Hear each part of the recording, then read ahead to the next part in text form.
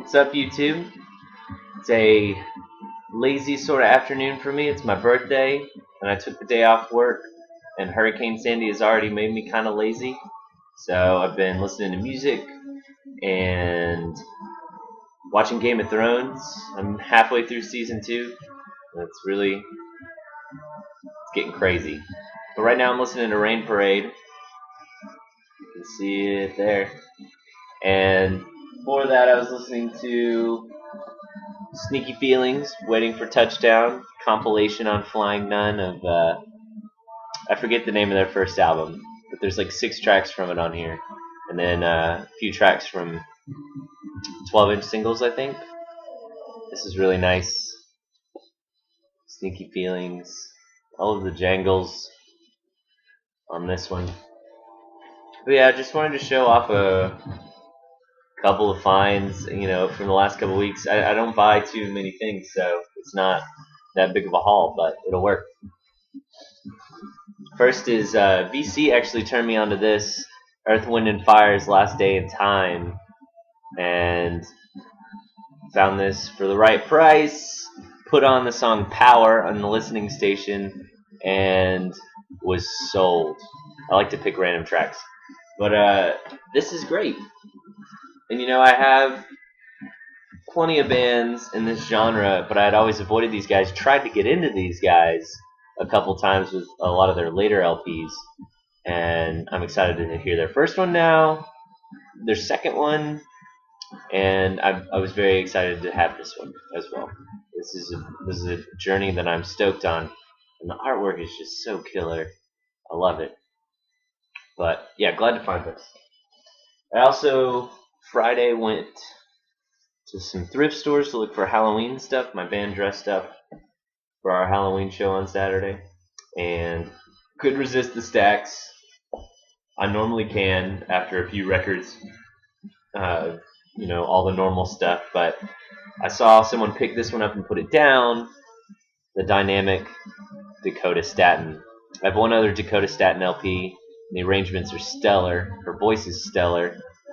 She's kind of like a quirky side to a lot of the jazz vocalists that were coming out around then. I think this came out 58.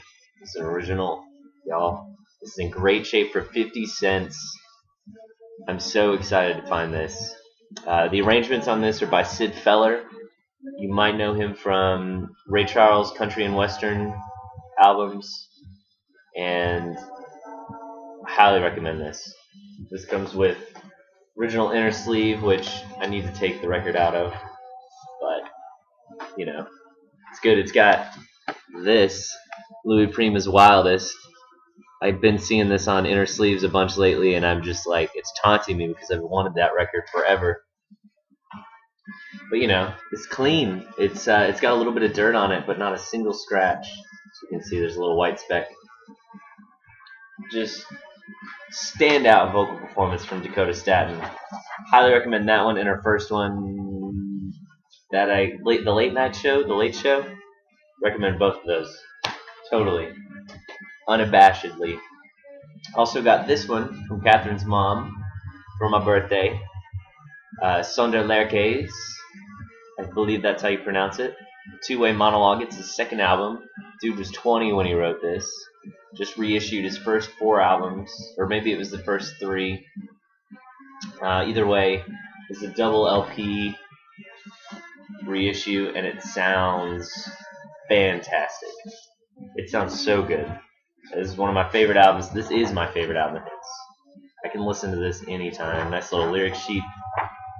And cover art's a little bit different. They've done this whole monochromatic thing. Each album in the retrospective gets a different color. But it's good. He's like 20 when he put out that album, and total songsmith. Completely envious of his talent in the worst way possible, but also the best way. Because I like to listen to it, and I like to take notes, so to speak. I haven't kept up with a lot of his later stuff, but his first 2 I'm a big fan of. Geeked out when I got this in the mail. Totally. Also in sad news, I got an LP today in the mail on my birthday. and it's warped. I don't know if you can see that. There it is. And this record is in such good shape, you guys. It's near mint, I would say. And I think the guy just missed the warp, which sucks because I can't play the first track on either side. So I saw someone online. I obviously contacted the seller to see about working out a partial refund. But I saw online some people had taken 3/8-inch glass, sandwiched the LP between it, and put it in the oven for like 10 minutes at a certain temperature, 160 or something, and then let it cool on top with the still sandwiched in between the glass. If anybody has any experience with that or de-warping the records, I would love to know. And I know there's probably a million things, but it's just this little corner, and God, it's just this little corner, and otherwise the record's in fantastic shape. And hoping, best case scenario, I get this record for half off, and I can obviously spend the money on the glass, but fix it. In case you're wondering what it is, it's my boy. This is my #1 boy. Aside from, after this, I only have one more LP to fill out my Jonathan Richman collection. One of my favorite performers in the world, you guys. But I listened to the rest of the LP that I could listen to, and it sounds great. Just a little bummed to get it warped. And that's it. That's the new arrivals. I hopefully am going to spend some time next week digging through some boxes from some different sources. So hopefully I have some cool things to show off next week. Obviously the indie thing will keep going. I might even do another one here in a second. So y'all take it easy.